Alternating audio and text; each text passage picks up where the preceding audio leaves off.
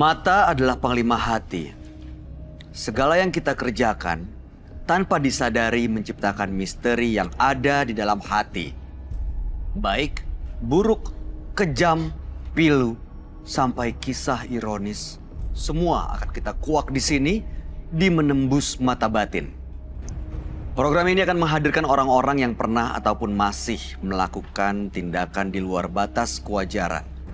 Dan malam hari ini, bintang tamu yang hadir adalah Anggita Sari. Apa kabar Anggita? Baik, Mas Bayu. Informasi yang saya dapat, Anggita ini orang yang nggak percaya hal-hal yang mistis begitu ya?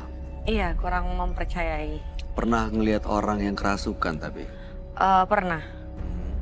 Pernah, dan itu pun saya menanggapinya kayak, ini apa pura-pura atau apa. Karena saya sendiri hampir tidak pernah mengalami kejadian mistis yang sebegitunya gitu di dalam hidup saya. Itu kenapa saya tidak begitu mempercayai kayak mistis gitu. Tapi pernah melihat orang yang melakukan hal-hal gaib untuk mendapatkan keinginannya nggak? Oh pernah, pernah. Seperti misalnya pakai apa atau punya apa? Iya, seperti kayak ajakan misalnya ya dari teman-teman. Kayak buka aura dengan mandi apa gitu kan. Oke. Terus pasang susuk untuk perindu atau apa. Kayak gitu-gitu banyak seperti itu. Atau dari cerita-cerita gitu. Nah, kalau malam hari ini mungkin Anggita bisa ngelihat secara langsung nih, karena biasa kita menghadirkan orang-orang yang memang pernah atau masih melakukan hal seperti itu. Ya. Dan malam hari ini akan hadir seorang pria yang mengaku sebagai penyembah iblis. Dia melakukan ritual sehari-hari. Langsung saja kami persilahkan untuk hadir dengan nama yang sudah kami samarkan, Yus.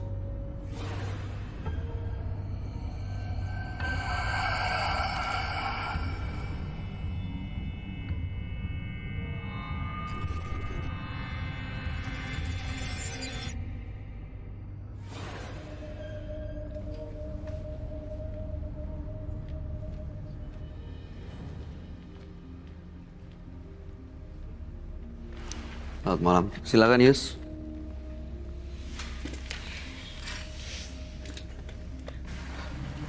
Yus, benar Anda sering melakukan ritual? Iya, kecil. Boleh lebih keras suaranya? Waktu kecil, Waktu kecil, ritualnya seperti apa ya? pakai pentagram, pakai kelinci putih, berhubungan dengan Dajjal. Ritual ini untuk apa tujuannya sebenarnya? Manggil Dajjal, Oke, tujuan Anda datang malam hari ini? untuk lebih baik. Maksudnya lebih baik gimana nih? Tujuannya apa? Tujuan saya datang sini, pertama berbagi, kedua gimana caranya saya ngelepasin itu semua, dan untuk lebih baik lagi. Oke, tujuannya jadi untuk lebih baik. Dan mungkin salah satu caranya adalah melepas itu semua. Karena masih mengikuti. Masih, Anda bisa merasakan masih tinggi gede hitam. tinggi, gede, hitam. Oke, kalau saya terus terang nggak bisa ngelihat. Jadi Anda ngomong dimanapun ada, saya nggak tahu. Saya nggak bisa percaya. Tapi sebaiknya memang Anda cerita langsung dengan sahabat kami. Dia adalah seorang indigo. Kami persilahkan Roy Kiyoshi. Sebelumnya, tim Mata Batin sudah memberikan tanggal lahir dan nomor rumah partisipan kepada Roy Kiyoshi. Dengan mata batinnya, Roy akan membaca berdasarkan angka yang kami berikan. Yus. Dia lahir pada tanggal 18/7/1982.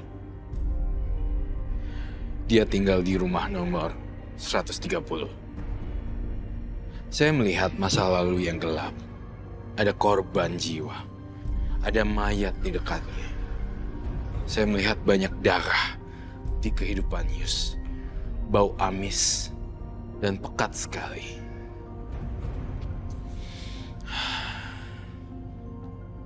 Saya melihat sosok iblis yang jahat di sini berputar-putar di kepala saya.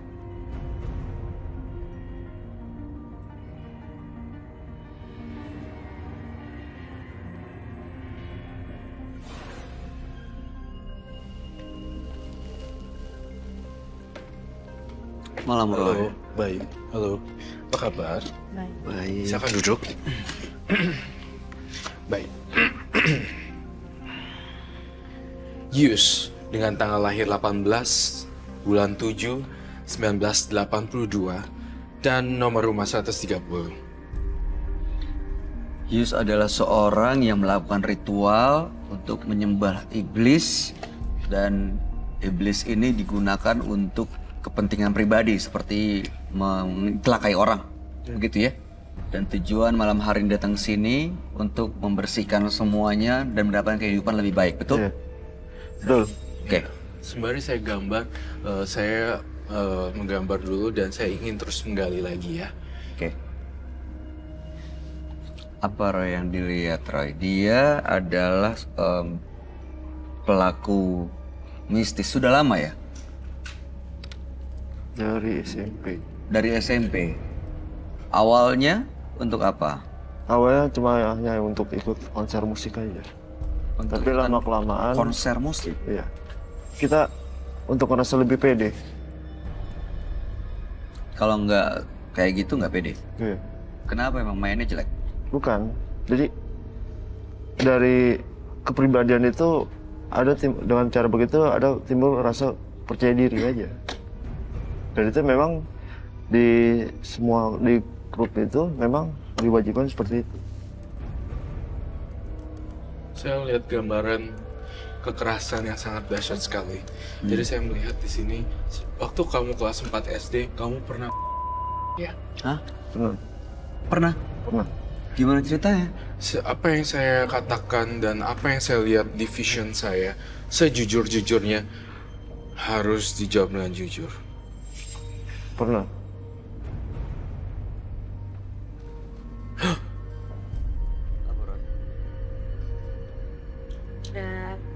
Darah ya itu. Saya tidak- Ada darah loh. Tiba-tiba di meja netes. Iya, Ini pertanda apa nih biasanya, Mas? pertanda dia energi makhluk halusnya muncul. Kamu tuh sebenarnya yang saya ngerasa ini aliran sekte apa gitu, komunitas penyembah Luciferis atau apapun itu. Kamu itu bener-bener pakai apa ya, ritual pemanggilan Lucifer atau iblis demonic. Itu yang saya rasakan. Pemanggilan iblis untuk pede Urusan supaya main musik gitu. Betul sekali. Sangat disayangkan sekali ya Bayu ya. Maksudnya sayang banget. Kan kalau orang seperti itu ya? berkarya itu kan murni dari hati ya. Betul. Nggak dari yang apa-apa. Oke. Ini yang saya heran, ini nggak mungkin ada yang netes dong dari Iya, tadi atas. mejanya masih bersih banget. Nggak ada apa-apa Iya. kan? Saya ingin menggambar sesuatu. Bisa geser sebentar. Coba sini sebentar ya. Dan saya pastikan kamu dalam keadaan baik-baik aja ya.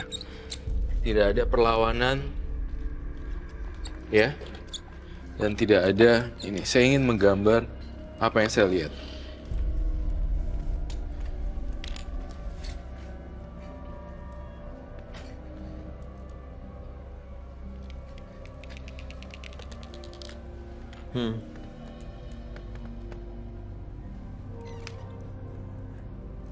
Ini apa, Roy? Ini sebuah lambang.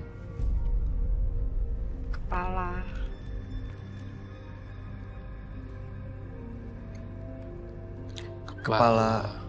Kepala kambing ya. Kepala kambing. Kepala kambing.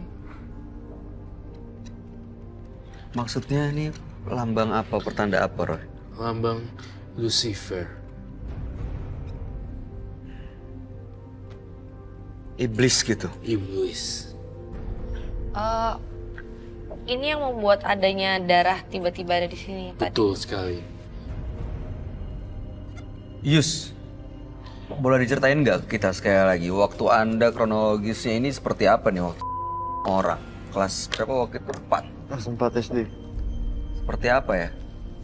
Dulu saya tinggal di daerah Jakarta. Hah. Di mana entah ada satu kejadian di situ ada maling yang masuk ke rumah saya. digerebek sama warga, lari ke rumah saya. Ternyata warga di situ yang gerebek rumah saya itu ternyata maling juga.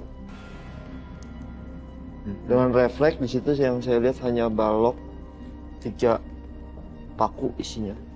Itu nancap 3 paku di balok. Dan itu saya pukul di kepala belakang otak. Di belakang otak. Tepat di otak. Meninggal Itu di tempat. di depan mata Anda sendiri. Langsung saya masuk di salah satu penjara di Jakarta. Waktu masih anak-anak. Berarti itu kejadiannya tidak niat ya, maksudnya tidak ada niatan untuk itu ya, Nggak refleks. ada refleks. Tidak ada niatan untuk Tapi kalau di secara segi hukum kan iya. sengaja Ya, tapi harus maksudnya tidak ada niatan dipertanggungjawabkan. jahat kan Iya. untuk Iya. cuma refleks. dari situ mulai lari ke Kekerasan. sini, Oh, berlanjut lagi sempat SMP juga sempat, waktu SMP sempat di sama anak SMA juga. Sudah pernah menjadi berarti 2 kali dong. di penjara. Udah di penjara, Udah di penjara. keluar lagi. Secara sengaja atau tidak Sengaja sengaja? memang. Sengaja ada niat untuk Oh, Memang sengaja. pantesan ya saya lihat ini nih. Masih Dan kecil itu dia kayak gitu. jenazahnya itu Ini yang saya buang di kali. tanpa sepengetahuan orang pas waktu itu. Ada beberapa rekan saya yang ikut bareng, saya bilang buang bareng. Dan itu Jenazah. saya jatuhin dari atas jembatan. gimana caranya kamu apain? Jadi, yang mana dulu nih? Yang waktu SMP tuh tawuran. Di balok. Di bawah. Pakai pakai senjata tumpul gitu. Iya. Habis itu setelah balok itu ternyata teman saya ada yang bawa barang samurai panjang. Samurai. Dan itu dari sini, sini. Kamu tebas gitu maksudnya. Dan itu bukan hanya di begini ya. Jadi di bacok itu, jok, cepat. Dibacoknya. Pantesan nih, saya dari tadi gambar ini. Parah ya. Ini yang kelihatan. Dan ya, itu bukan samurai ya sebenarnya ya. Dia Parang. lebar sih memang. parang. Kayak Kalau dibilang golok. panjangnya hampir 1 meter sih. Nah iya ini nih. Ini kan sebenarnya kalau kamu bisa lihat Dan mulai dari situ mulai ketagihan terus. tadi. Karena efek dari narkoba. Coba kamu lihat sini deh. Dan itu jadi satu buat saya itu. Kenikmatan sendiri ya. Udah Dan itu darahnya itu nggak pernah saya buang. Tapi memang Mas Yus, sini deh. Liatin gambar saya. Bisa beda. Sini. Belakang. Ini kamu kan dulu. Ya kan? Iya. Ini saya lihat dia pegang semacam yang kamu bilang ya. Parang atau golok ya? kelewang. Kelewang. Senjata Ambon. Oh iya, baik. Silakan duduk kembali. Mas. Kelewang.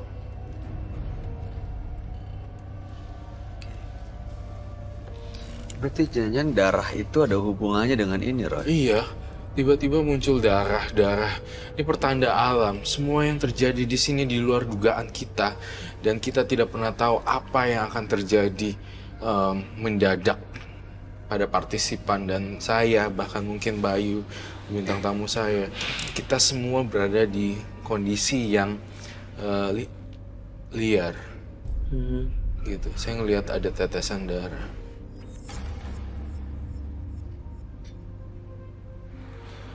Oh. Apalagi Roy? Apa yang kamu lihat? Tetesan darah ini menyimbolkan orang-orang atau korban-korban yang telah meninggal. Jadi sebenarnya kamu waktu itu sampai darahnya muncrat kan ke baju. Ya. Saya pesankan ya, dari matanya kamu saja sudah berbeda. Dan kalau saya lihat dari semua data kamu, berbahaya untuk orang lain. Sudahkah Anda berkunjung pada psikiater atau ahli kejiwaan? Dulu pernah. Saya menduga Kalau psikiater nggak bisa. Mas Yus ya, itu mengalami skizofrenia atau gangguan kejiwaan. Kamu melihatnya seperti itu ya, Roy? Betul sekali, dan tanpa mengurangi rasa hormat, saya tetap benar-benar hormat dengan semua partisipan saya dan semuanya di sini. Saya juga pengen banget nih ditangani secara medis. Saya melakukan, saya ngelihat di situ, saya melakukan scanning. Saya kok ngelihat dia tuh ada kecenderungan gangguan kejiwaan sedikit ke arah sana. Saya lihat masa kecil kamu juga tidak bagus, sering dibully dan melakukan kekerasan. Kalau dan dibully mendengar. Dibully nggak? Tapi Jadi saya alasan ngebully. untuk melakukan kekerasan tuh karena apa? Saya tidak dibully tapi saya ngebully. Oh, jadi Kamu yang memang udah ngebully. dibiasakan dengan kekerasan dari kecilnya. Oh, berarti memang tidak bully tapi membuli. Nah, saya lihat juga di sini dia tuh punya kehidupan anak-anaknya keras dari kecil sehingga sampai sekarang sampai kayak gini. Memang kita dari kecil memang hidup di jalan. Penjahat. Jadi dari kecil dan lingkungan yang membawa Anda seperti ini gitu, sama-sama di lingkungan yang keras. Oke. Teh maaf kalau saya boleh tanya.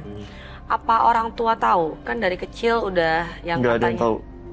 Udah, tapi sempat tahu Nggak ada dari yang tahu. nggak ada yang tahu. Sampai Jadi sekarang orang nggak ada yang tua taunya sekarang Mas Yusnya baik-baik aja, nggak pernah melakukan Kalau apapun. untuk ya, tapi kalau untuk Oh iya benar, kamu ada ciri-ciri dari matanya. Sampai dan sekarang. saya bukan hanya sebagai pemakai ya.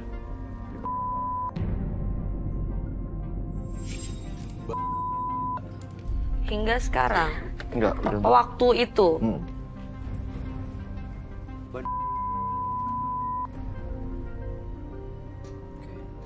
Dan itu nggak pernah stok di rumah saya. Nggak di luar. food itu untuk kebutuhan sehari-hari. Gak pernah Oke. stok di rumah. Jadi Itu sangat keras saya sekali ya. punya satu penyimpanan di mana-mana tuh. Jadi kalau setiap kita mau transaksi, cuma saya bilang posisinya di tempat ini ya, ambil aja sendiri, duitnya transfer. Oh, Sangat jadi ini ya. memang udah keras sekali ya sindikat gitu. kehidupannya. Ya mungkin pernah di penjara anak-anak itu bikin dia juga Ada trauma masa kecil mungkin waktu di Iya. itu ya. Ada trauma masa kecil. Berarti kalau dihitung-hitung ya, berapa orang yang sudah kamu Nggak tahu. lebih dari satu? Lebih dari 10.